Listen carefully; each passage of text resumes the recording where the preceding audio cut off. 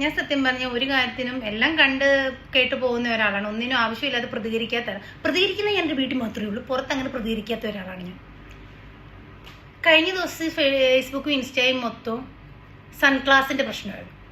Confident ഗ്രൂപ്പിന്റെ അവിടെ Roy sir മരിച്ചപ്പോൾ വൈഫ് സൺഗ്ലാസ് വെച്ചു.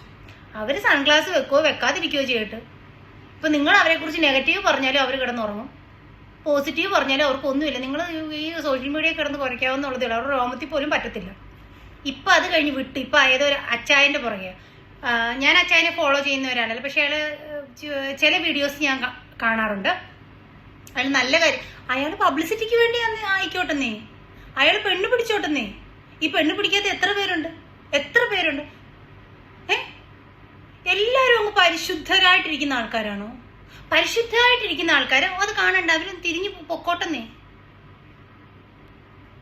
എനിക്ക് അച്ചായൻ്റെ ഒരു വോയിസ് ഇപ്പം വന്നിട്ടുണ്ട്. അതിൻ്റെ അകത്ത് അച്ചായൻ ഇങ്ങനെ ഭയങ്കര പഞ്ചാരയായിട്ട് സംസാരിക്കുന്നുണ്ട്. അത് ആ വോയിസ് കേൾക്കുമ്പോൾ തന്നെ അറിയാം അച്ചായൻ അത് ഒരിക്കലും ഫസ്റ്റ് ടൈം ആയിട്ടുള്ളൊരു ലേഡിയോടല്ല. ലേഡി ചിലപ്പോൾ വൈഫായിരിക്കാം, ആരായിരിക്കും നമുക്കറിയില്ല. ഒരു ലേഡിയോടല്ല സംസാരിക്കുന്നത്, അത്ര ക്ലോസ് ആയിട്ട്. ഒരു പെണ്ണിന് ഒരാളൊരു ഹായ് അയച്ചാൽ ഇപ്പുറത്തുനിന്ന് ഒരു ഹോയ് ചെന്നാലേ അവൻ പിന്നെ റിപ്ലൈ അയക്കത്തില്ല. ഇല്ലെങ്കിൽ 2 ദിവസം കൊണ്ട് അവന്റെ ഹായ് നിർത്തിയിട്ട് അവൻ പൊക്കോളൂ, ആ വഴിക്ക് അവൻ വേറെ ഹായ് തേടി പൊക്കോളൂ. ഇവിടുന്ന് ഒരു ഹോയ് ചെന്നോണ്ടായിരിക്കും അവനൊരു ഹായ് അയച്ചേക്കുന്നത്. അങ്ങനാണ് മനുഷ്യരങ്ങനാണ്. എല്ലാരും അങ്ങ് ഹരിചന്ദ്രന്മാരൊന്നും അല്ല. എനിക്ക് തോന്നുന്നില്ല എല്ലാം ആൾക്കാരും അങ്ങ് ഹരിചന്ദ്രന്മാരാണെന്നൊന്നും. ഞാനൊരു കുലസ്ത്രീ അല്ല. എനിക്കിഷ്ട കാണുന്ന നല്ല ഭംഗിയുള്ള ചെറുക്കന്മാരെ ഞാൻ വായി നോക്കാറുണ്ട്. ഞാൻ എന്റെ കെട്ടുവിൻ്റെ കൂടെ പോയാലും പറയോ ദൈവമേ എന്ത് നല്ല ചെറുക്കനെന്ന്. ആരെ കമന്റ് അടിക്കാത്ത, ആരെ വായി നോക്കിയാത്തെ? ഇത്രയും അയാളെ കുറ്റപ്പെടുത്താൻ അയാൾ നല്ല കാര്യം ചെയ്യുന്നില്ല, പബ്ലിസിറ്റിക്ക്. പിന്നെ അത് കഴിഞ്ഞിട്ട് ഇപ്പൊ ഞാൻ കണ്ടോണ്ടിരുന്നപ്പോഴേ ഒരു വീഡിയോ എടുക്കുന്നത് ഒരു കപ്പിളാണ്. അവരും എന്തോ ഒരു വെയിറ്റ് ലോസ് ചലഞ്ചോ, ഞാൻ ആക്ച്വലി ഇങ്ങനെയുള്ള ആരെയും ഫോളോ ചെയ്യാത്ത ഒരു വ്യക്തിയാണ്. അവരൊരു വീഡിയോ ഇട്ടേക്കുന്നു. അച്ചായന്റെ 4ാമത്തെ എന്തോ ഒരു പരിപാടിക്ക് പോയപ്പോ തൊട്ട് അച്ചായോ പുള്ളി പഞ്ചാരയാണ്. 1ാമത്തെ പരിപാടിക്ക് പോകുമ്പോൾ തന്നെ അറിയാൻ പറ്റും ഒരു പെണ്ണിന് 3 എണ്ണം വരെ പോണോന്നില്ല. 3 എണ്ണം വരെ പോയിട്ട് ഇപ്പൊ പറയുമായിരുന്നു അപ്പം പറയണം. എല്ലാം കഴിഞ്ഞിട്ട് ആരെങ്കിലും ഒരു കാര്യം എടുത്തിട്ടിട്ടല്ല നമ്മളതിന് പ്രതികരിക്കാറുള്ളത്.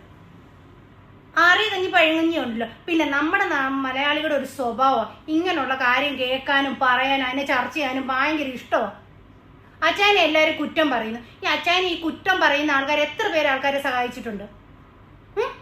പൈസ ഒന്നും വെറുതെ കിട്ടുന്നു. അയാൾക്ക് സഹായിക്കാനുള്ള മനസ്സുണ്ടല്ലോ. ഇഷ്ടംപോലെ കോടികളുള്ളവരും ഉണ്ട്. എന്നിട്ട് ആർക്ക് സഹായിക്കുന്നു? അയാൾക്ക് പബ്ലിസിറ്റി വേണ്ടാന്ന് വെച്ചാൽ മതി. ആരെ സഹായിച്ചിട്ട് ഇത്രയും പൈസ അയാളുടെ പോക്കറ്റിലിരിക്കുന്ന പൈസയാ. എന്നിട്ട് ഈ കമന്റ് പറയുന്നവര്, ഈ നെഗറ്റീവ് പറയുന്നവര്, ഈ സോഷ്യൽ മീഡിയയിൽ നിന്ന് കമന്റ് അടിക്കുന്നവരെ അങ്ങനെ ചെയ്യുന്നുണ്ടോ? ചിലപ്പോ അയാൾ ചെയ്യുന്ന കണ്ടോണ്ട് വേറെ ഒരാൾക്ക് ഇന്ന് എനിക്കൂടെ ചെയ്യാൻ തോന്നിയാലോ? അപ്പൊ അവങ്ങൾക്ക് അത്രയും കിട്ടത്തില്ലേ? ഗവൺമെന്റ് കൊടുക്കുന്ന വീടിന്റെ ഒക്കെ പുറകെ എത്രയോ നാൾ നടക്കണം. ഒരു 3-4 വർഷം നടന്നില്ല. ഞങ്ങളുടെ തൊട്ട് വീട്ടിൽ ഇപ്പുറത്തെ അമ്മച്ചിക്കൊക്കെ ഇപ്പോൾ ആ വീട് അതും പള്ളിക്കാരാ വെച്ച് കൊടുക്കുന്നത്, പഞ്ചായത്തിൽ നിന്നുള്ളതല്ല. അങ്ങനെ എത്രയോ പേരുണ്ട്. അപ്പൊ ഇങ്ങനെയൊക്കെ കൊടുക്കുന്നവരെയും കൂടെ ഈ നെഗറ്റീവ് അവരെന്തേലും കാണിച്ചു, അത് അവരുടെ ക്യാരക്ടർ ആയിരിക്കും. എല്ലാരും ഹരിചന്ദ്രൻ അല്ല. അച്ചായൻ ചിലപ്പോൾ ഇച്ചിരി പഞ്ചാരയായിരിക്കും. അപ്പൊ നമ്മുടെ അടുത്ത് പഞ്ചാര അടിക്കാൻ വരുമ്പോ നമ്മൾ അതിനകത്ത് താല്പര്യം ഇല്ലെങ്കിൽ നമ്മൾ മാറിപ്പോവാന്നുള്ളതേ ഉള്ളൂ.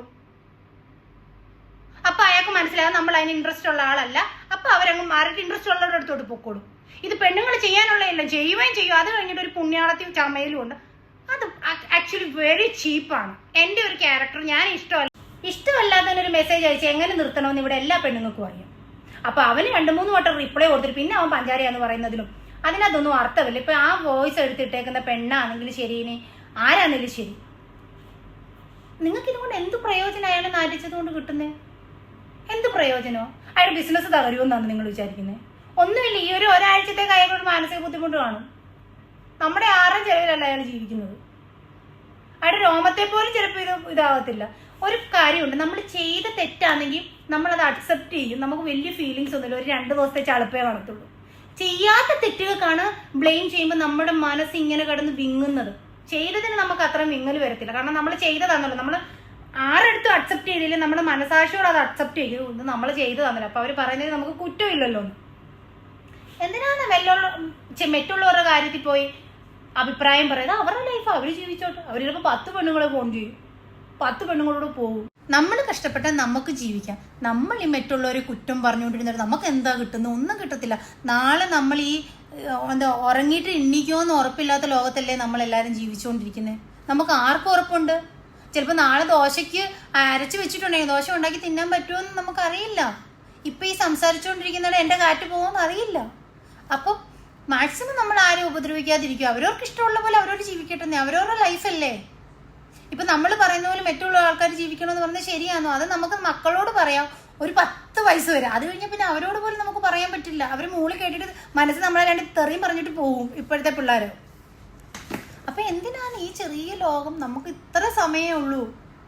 ആ സമയത്ത് നമ്മൾ നമ്മുടെ കാര്യം നോക്കി ജീവിക്കുന്നേ. ആരെങ്കിലും എതുവഴിയേലും ഒക്കെ പോട്ടെന്നേ. നമുക്ക് ഇഷ്ടമല്ലയോ? നമ്മൾ ആ സ്പേസിൽ നിന്ന് മാറിപ്പോരെ.